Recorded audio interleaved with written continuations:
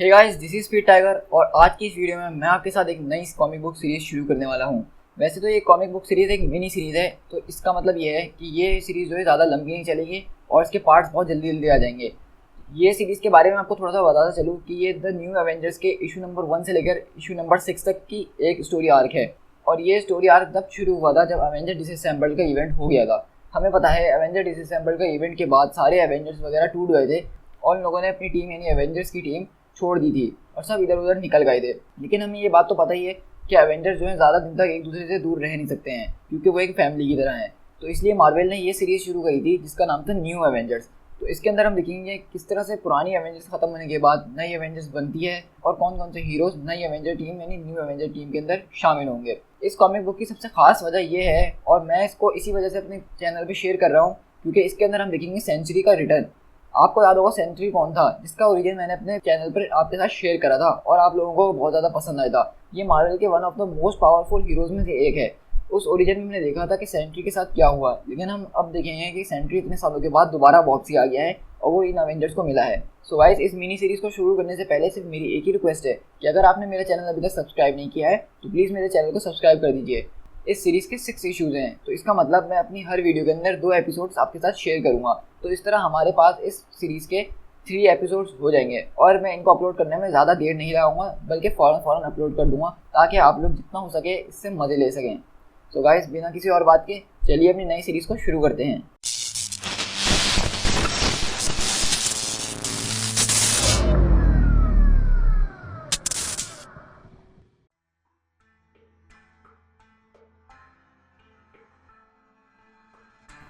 इस सीरीज़ का स्टार्ट होता है एवेंजर डिसअसेंबल्ड के 6 महीने बाद से। तो यहाँ पे हम देख रहे हैं कि अंधेरी जगह में एक आदमी बैठा हुआ है और वो किसी और से बात कर रहा है जो कि बिल्कुल ही शेडो के अंदर है, तो हमें उसका फेस नज़र नहीं आ रहा है। हम यहाँ पे देख रहे हैं कि यहाँ पे वो किसी किस्म की डील लेकर आया है उस आदमी से जो हमारे सामने बैठा हुआ है और वो एक तरह का प्लानिंग कर रहा है एक ब्रेकआउट की। असल में इस न्यू एवेंजर्स की जो स्टोरी आर्क है इसका नाम ही द ब्रेकआउट है, तो इसमें हम ब्रेकआउट के बारे में ही देखेंगे। तो यहाँ पे हम देख रहे हैं कि वो आदमी जो है इस आदमी के पास एक ऑफर लेकर आया है कि तुम हमारे लिए ब्रेकआउट करो, लेकिन वो आदमी उससे कुछ वजह पूछ रहा है कि इस वक्त मैं ब्रेकआउट क्यों करूँ और तुम मेरे पास अब क्यों आए हो और इतना सारा पैसा लेकर क्यों आए हो। तो वो आदमी जो उसके सामने ऑफर लेकर आया वो बोल रहा है कि ये टाइम बिल्कुल सही है इस तरह के ब्रेकआउट के लिए क्योंकि फैंटास्टिक फोर अभी इस कंट्री से बाहर हैं, एक्स-मैन जो है वो अपने लड़ाई झगड़ों में मसरूफ़ है और एवेंजर्स आपस में बढ़ चुके हैं। तो मेरे ख्याल से यही हमारा सही टाइम है ये काम करने के लिए। तो वो आदमी जिसके पास वो ऑफर लेकर आया वो पूछता है कि ये मैं कॉस्ट्यूम में करूँ या बगैर कॉस्ट्यूम के करूँ। तो वो बोलता है ये तुम्हारी मर्जी है, तुम जैसा चाहे इसको करो। तो हम दूसरी तरफ देखते हैं और वो बोलता है कि मैं इसको कॉस्ट्यूम में करूँगा और हमें पता चलता है कि वो आदमी कोई और नहीं बल्कि इलेक्ट्रो है जो कि स्पाइडरमैन का काफ़ी पुराना दुश्मन है। उसके बाद हम शिफ्ट होते हैं द राफ्ट में जो कि राइकर आइलैंड पे एक मैक्सिमम सिक्योरिटी प्रिजन है और हमें पता है कि यहाँ पे सबसे खतरनाक सुपर विलन को कैद किया जाता है। और तभी हम देखते हैं कि वहाँ पे उस आइलैंड के ऊपर उस प्रिजन के ऊपर एक हेलीकॉप्टर लैंड करता है और हम सामने देखते हैं कि वहाँ पे जेसिका ड्रू यानी कि स्पाइडर वुमन खड़ी होती है उनका वेलकम करने के लिए जो कि एजेंट ऑफ शील्ड है। और दूसरी तरफ हम देखते हैं कि हेलीकॉप्टर से मैट मैडॉक यानी डेयरडेविल और उसके साथ ल्यूक केज उतरते हैं। तो यहीं पे हम देखते हैं कि वो लोग आपस में एक दूसरे से मिलते हैं। इसी तरह डेयरडेविल बताता है कि हम लोग यहाँ पे एक आदमी से मिलने के लिए आए हैं और ल्यूक केज यहाँ पे मेरा साथी बनकर आया है हमारी प्रोटेक्शन के लिए इन केस अगर कुछ बिगड़ जाए, क्योंकि हमें पता है कि हम एक ऐसी जगह पे हैं जहाँ पे चारों तरफ हमारे सुपर विलन्स हैं। और हम उसी के साथ देखते हैं कि डेयरडेविल जो है अपने साथ अपना लॉ पार्टनर लेकर आते हैं जिसका नाम फॉगी है जो कि हेलीकॉप्टर से उतरने से भी बहुत ज़्यादा डर रहा था क्योंकि उसको पता है कि यहाँ पे हर तरह के सुपर विलन उसको दिखने वाले हैं। उसके बाद हम देखते हैं कि जेसिका ड्रू जो है उनको उस सिक्योरिटी प्रिजन के अंदर लेकर जाती है और उनकी आईडी वगैरह कंफर्म वगैरह करती है और उनको इस प्रिजन के बारे में सब कुछ बताती है यहाँ पे किस तरह के क्रिमिनल्स वगैरह हैं। तो वहीं पर हम देखते हैं कि ल्यूक केज की नज़र पड़ती है पर्पल मैन पे और पर्पल मैन ल्यूक केज का एक बहुत पुराना दुश्मन है। तो ल्यूक केज जैसे ही पर्पल मैन को देखता है उसको बहुत ज़्यादा गुस्सा आता है और वो पूछता है जेसिका से क्या वो मुझे देख सकता है। तो जेसिका बोलती है हाँ वो तुम्हें देख सकता है। और जेसिका बताती है कि इसकी पावर्स हमने इससे छीन ली हैं, हमने इसको एक इस तरह का ड्रग दिया है जिससे इसकी पावर्स बेकार हो गई हैं क्योंकि हमें पता है पर्पल मैन जो है सबसे खतरनाक हिप्नोटाइजर है। यानी कि पर्पल मैन के पास ये पावर है कि वो जो चाहे दूसरों से करवा सकता है, दूसरों को हिप्नोटाइज कर लेता है और इसकी ये पावर है ये बहुत ज़्यादा स्ट्रॉन्ग पावर है, ये बड़े से बड़े इंसान को अपने कदमों के नीचे ला के रख दे। और इसी तरह जेसिका ड्रू जो है उनको बताती है इस प्रिजन के बारे में और वो लोग भी बताते हैं कि हम लोग यहाँ पे किसी से मिलने आए हैं। और ल्यूक केज पूछता है कि जेसिका तुमने शील्ड कब ज्वाइन करी। तो वो बताती है कि कुछ सालों पहले ही मैंने शील्ड ज्वाइन कर ली। और मिस्टर फ्रॉगी जो है यहाँ पे अंदर आते ही डर जाते हैं फ़ौरन इतने सारे प्रिजन देख के। तो जेसिका बोलती है कि मिस्टर नेल्सन आपको बिल्कुल घबराने की ज़रूरत नहीं है, ये प्रिजन जो है बहुत मिलियंस ऑफ डॉलर्स और एक बहुत ज़बरदस्त टेक्नोलॉजी पे बना हुआ है, इसलिए इसका ख़राब होने का सवाल तो पैदा होता ही नहीं है। और अगर कोई हादसा हो भी गया और हम मान लें कि 67 हाईली ट्रेड शील्ड एजेंट्स जिनके हाथ में हथियार 24 घंटे होते हैं उनको किसी ने गायब कर दिया, लेकिन फिर भी सर आपके पास हम 3 बिग टाइम सुपर हीरोज़ तो मौजूद हैं, तो आपको डरने की कोई ज़रूरत नहीं है। लेकिन हम देखते हैं जैसी का ड्रू ये बोलती है कि आपको डरने की कोई ज़रूरत नहीं है, हम देखते हैं कि वहाँ पे हर तरफ अंधेरा छा जाता है, यानी बिल्कुल किसी को कुछ नज़र नहीं आ रहा होता है, सारी पावर्स वगैरह सब कुछ डाउन हो गई होती हैं। दूसरी तरफ हम राइकर आइलैंड के बाहर से देखते हैं कि राफ्ट प्रिजन के अंदर एक बहुत ज़बरदस्त धमाका हुआ है। उसी के धमाके की वजह से हम देखते हैं कि न्यूयॉर्क की जितनी लाइट्स वगैरह होती हैं वो सारी बंद हो जाती है, यानी पूरा न्यूयॉर्क इस वक्त ब्लैकआउट पर चले जाता है। यहाँ सब शिफ्ट होते हैं पीटर पार्कर यानी स्पाइडरमैन के घर पे। वहाँ वो मैरी जेन के साथ बैठ के कुछ बातें कर रहा होता है, लेकिन इतनी देर में वहाँ की भी लाइट चले जाती है और वो वहाँ बाहर दिखता है कि प्रिजन राफ्ट की तरफ एक बहुत ज़बरदस्त बिजली चमक रही है। ये देख के मैरी जेन समझ जाती है और बोलती है कि पीटर मुझे लगता है कि अब तुम्हें काम पे चले जाना चाहिए। और इसलिए हम दूसरी तरफ देखते हैं कि स्पाइडरमैन अपना सूटअप करता है और अपने घर से बाहर निकलता है। स्पाइडरमैन निकलते हुए यही बोल रहा होता है, मैंने सूटअप तो कर लिया, मेरे वेब्स भी तैयार हैं, लेकिन मुझे समझ में नहीं आ रहा कि मैं इतनी दूर वहाँ पहुँचूँगा कैसे, क्योंकि मेरे वेब्स तभी काम करेंगे जब मेरे वेब्स किसी चीज़ पर चिपक सकें, तो यहाँ पर तो कुछ चिपकने के लिए है ही नहीं। तो इतनी देर में उसको एक हेलीकॉप्टर उसी तरफ जाते हुए दिखता है, तो वो अपना वेब फौरन उस हेलीकॉप्टर पर मारता है और उसके नीचे लटक के उस आइलैंड तक जाता है। लेकिन हम देखते हैं कि वो जो इलेक्ट्रिसिटी प्रोड्यूस हो रही थी वहाँ पे वो उस हेलीकॉप्टर के कंट्रोल्स को डैमेज कर देती है और वो हेलीकॉप्टर सीधा जाकर राइकर आइलैंड पे क्रैश कर जाता है। और हम वहीं से देखते हैं कि स्पाइडरमैन समंदर के अंदर गिर जाता है, क्योंकि इस वक्त बहुत ज़्यादा ठंडा हो रहा है और स्पाइडरमैन को बहुत ज़्यादा सर्दी भी लग रही है। और वो बोल भी रहा है कि ये कितनी अजीब सी बात है कि रात के इस टाइम मैं जा रहा हूँ एक ऐसे आइलैंड पे जहाँ पे हर तरफ प्रिजन में बड़े बड़े क्रिमिनल्स हैं और उनमें से बहुत सौ को मैंने ही उस प्रिजन में डाला है, और इस वक्त यहाँ पे कितनी सर्दी भी हो रही है। और ये कितना अजीब है कि रात के इस टाइम पे मैं इतनी सर्दी में अटलांटिक ओशन के बीच में तैरता हुआ वहाँ पे जा रहा हूँ, लेकिन मुझे समझ में नहीं आ रहा कि यहाँ पे क्या चक्कर क्या है, क्योंकि मेरा स्पाइडी सेंस इतनी ज़ोर से टिंगल कर रहा है कि मुझे अपनी आवाज़ ही सुनने में नहीं आ रही। और दूसरी तरफ भी हम देखते हैं कि वहाँ पे कैप्टन अमेरिका खड़े होते हैं कुछ शील्ड एजेंट्स के साथ, और वो स्पाइडरमैन को हाथ देख के ऊपर बुलाते हैं। तो स्पाइडरमैन बोलता है, ओह कैप्टन अमेरिका, मुझे उम्मीद है कि आप एक और कॉस्ट्यूम लाए होंगे अपने साथ, क्योंकि मेरा वाला तो बिल्कुल भीग चुका है। लेकिन कैप्टन अमेरिका बोलते हैं कि यहाँ पे क्या हो रहा है।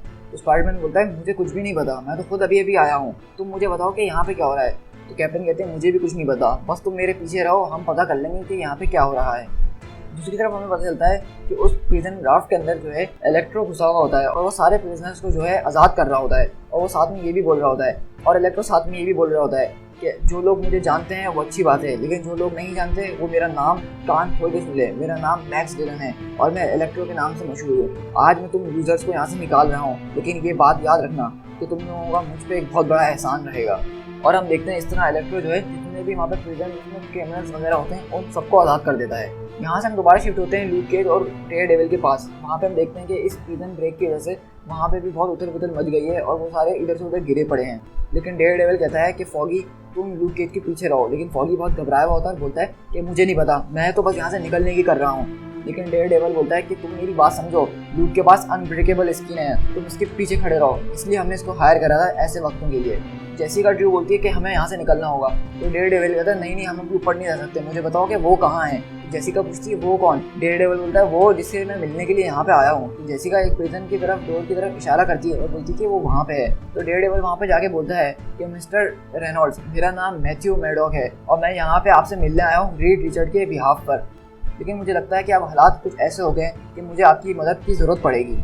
और हम दूसरी तरफ देखते हैं उस प्रिजन के अंदर कि वहाँ पे कोई और नहीं बल्कि सेंट्री बैठा होता है, और इस वक्त इसकी हालत बहुत अजीब हो रही है।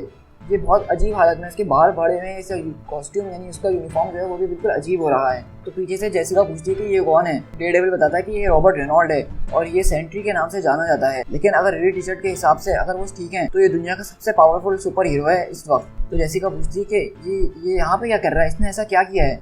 तो डेयरडेविल बताता है कि इसने अपनी बीवी को मार दिया। उसके बाद हम दोबारा शिफ्ट होते हैं यहाँ से उस आइलैंड के ऊपर जहाँ पे ये सारी लड़ाई चल रही थी और वो प्रिजन ब्रेक हुआ था।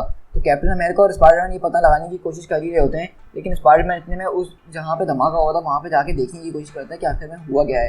कैप्टन उसको रोकने की कोशिश करते हैं, लेकिन वो भागते हुए वहाँ पे चले जाता है और जब वो जाके देखता है तो उसकी आँखें खुली रह जाती हैं। जैसे ही वो नीचे झाँकता है वो देखता है कि वहाँ पे सारे सुपर विलन, बड़े से बड़ा सुपर विलन जो है वो अब आज़ाद हो चुका है। और हम देखते हैं उनमें से एक सुपर विलन जो है जिसका नाम पावर सेफोन है, वो स्पाइडरमैन पे अटैक करता है और उसको गिरा देता है, और उसको वहीं पे गिरा देता है जहाँ पे सारे सुपर विलन्स उसका इंतजार कर रहे होते हैं। और बोलता है कि मैं चाहूँ तो तुम्हें 1000 तरीकों से इस वक्त ख़त्म कर सकता हूँ, लेकिन उसमें इतना मज़ा नहीं है जितना इसमें मज़ा आने वाला है। और वो स्पाइडरमैन को धक्का देके उसी के अंदर गिरा देता है जहाँ से वो निकला था। और हम देखते हैं वहाँ पे जितने भी सुपर विलन्स होते हैं वो सारे स्पाइडरमैन के ऊपर चढ़ जाते हैं और वो सब बोल रहे होते हैं कि आज हम तुम्हें नहीं छोड़ेंगे, आज तो हमारा दिन है, तुमने हमारे साथ जो करा था आज हम उसका बदला लेके रहेंगे।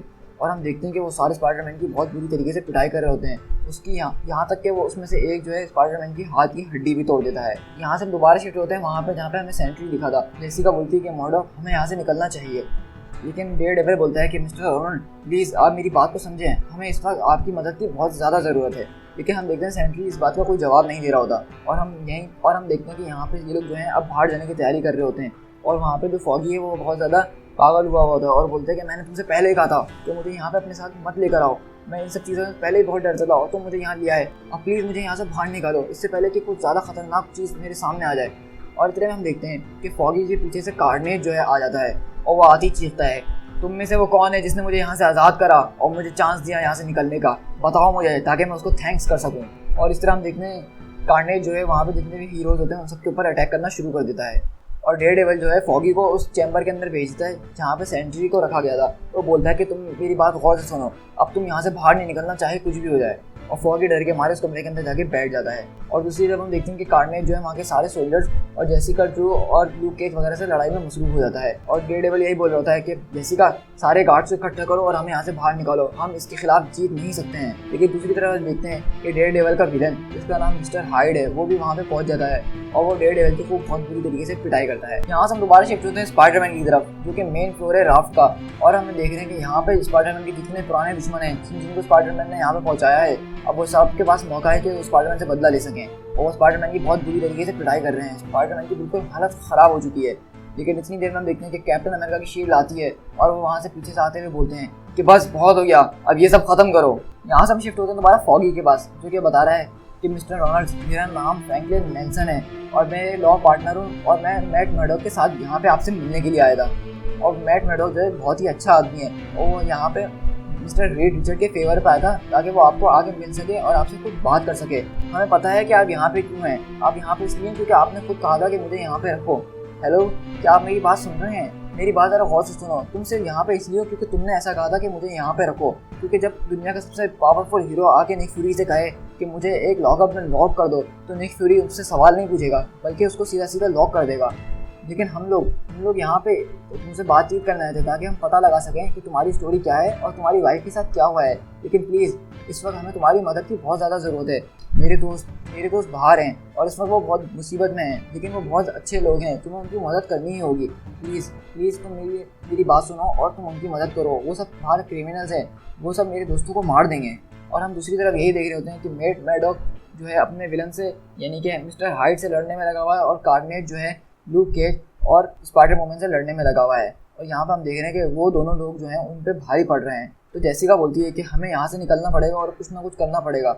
इस प्रिजन के अंदर तकरीबन 87 ऐसे लोग हैं जो कि हमारे जान के प्यासे हैं, इसलिए हमें यहाँ से फ़ौरन निकलना पड़ेगा और हमें रीइंफोर्समेंट्स बुलानी पड़ेंगी। लेकिन इतनी देर में हम देखते हैं कि सेंट्री जो है अपने सेल से बाहर आ गया होता है और बहुत ज़्यादा गुस्से में होता है। और हम देखते हैं कि कार्नेज जो है सीधा सेंट्री के ऊपर अटैक करने के लिए जाता है, लेकिन सेंट्री उसका अटैक अपने हाथ से ब्लॉक करता है और उसके बाद एक बहुत ज़ोर धमाके की आवाज़ होती है और हम देखते हैं कि वो प्रिजन को फाड़ते हुए सेंट्री निकलता है सीधा अर्थ के एटमॉस्फेयर से बाहर दुनिया की स्पेस के अंदर और वो अपने साथ कार्नेज को भी लेकर आ गया होता है और वो अर्थ के एटमॉस्फेयर से बाहर निकलते ही कार्नेज के 2 टुकड़े कर देता है। ये देखने के बाद लूक केज वगैरह सब हैरत में रह जाते हैं और उनको समझ में नहीं आ रहा था कि ये कैसे हो सकता है। और फिर मैट मैडॉक कहता है कि तुम फॉगी को लेके फ़ौरन यहाँ से निकल जाओ। तो जेसिका बोलती है हाँ मैं कोशिश करती हूँ, मैं थोड़ा बहुत उड़ भी सकती हूँ। तो फॉगी बोलता है थोड़ा बहुत इससे क्या मतलब है?